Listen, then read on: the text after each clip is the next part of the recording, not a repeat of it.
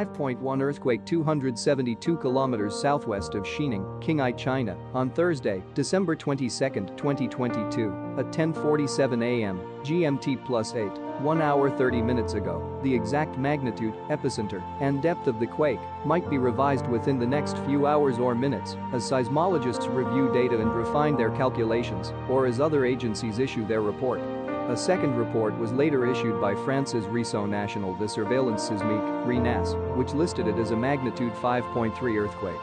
Other agencies reporting the same quake include the German Research Center for Geosciences, GFC, at magnitude 6.1, the Citizen Seismograph Network of Raspberry Shake at magnitude 6.4, and the European Mediterranean Seismological Center, EMSC, at magnitude 6.4.